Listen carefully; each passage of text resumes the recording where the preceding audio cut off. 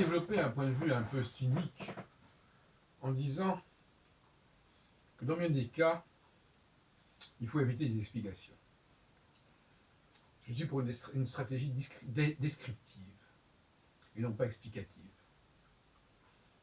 Descriptive, c'est-à-dire par exemple parler de statistiques, dire voilà, il y a ceci, il y a cela, il y a ce phénomène-là, qui est observable, etc. Et surtout, renoncer aux explications. C'est-à-dire, je vous demande pourquoi il en est ainsi, vous allez expliquer, et on va vous dire, mais vos explications, ça ne tient pas debout. Ou bien on va vous dire, mais alors si on change ce paramètre-là, est-ce que ça va changer quelque chose? Donc dès qu'on est dans l'explication, on a des positions qui sont fragiles et qui sont précaires, parce que les explications créent un doute à double tranchant, à double sens. Doute parce que ça veut dire qu'on peut douter de la valeur de ces explications, et donc par ricochet de la réalité du phénomène expliqué. Et puis également, doute parce que les explications peuvent ne pas satisfaire et vont précariser la qualité des observations.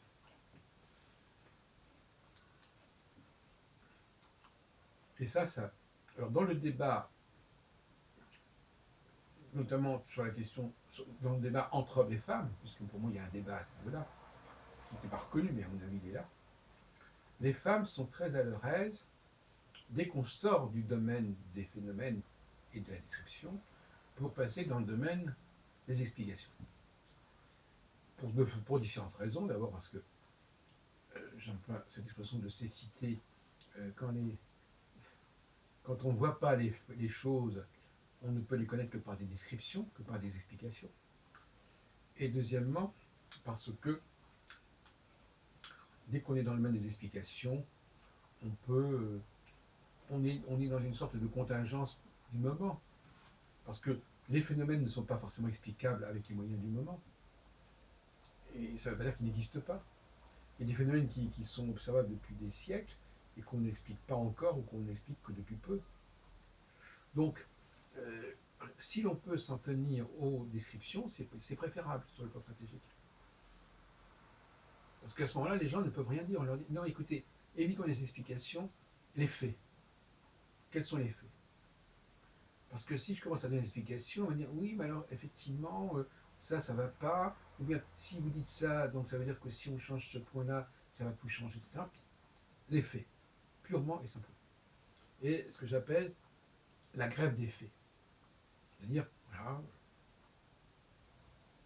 regardons les choses en face, regardons les faits. Il y a ceci, il y a cela, il y a telle quantité de choses qui se produisent, tel phénomène qui se produit. Voilà.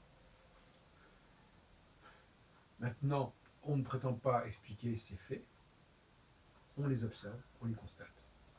Et là, on bloque toute la stratégie féminine de discussion sur les explications, sur les arguments, sur la modernité actuelle. Non, non. Jusqu'à du contraire, c'est observé, on a pu l'observer. Par exemple, la présence de femmes est très faible dans des tas de domaines d'excellence. Bon, c'est comme ça. On n'explique pas. On n'explique pas. On dit simplement, c'est comme ça. Voilà. Et à partir de ce moment-là, on a une position beaucoup plus forte. J'appelle faire la grève des explications. Parce qu'en plus, alors les descriptions, encore faut-il savoir ce qu'on entend par description. Si c'est simplement constater les faits, c'est une description au premier degré. Mais si les descriptions, ça devient une explication, alors là, c'est pas le même problème.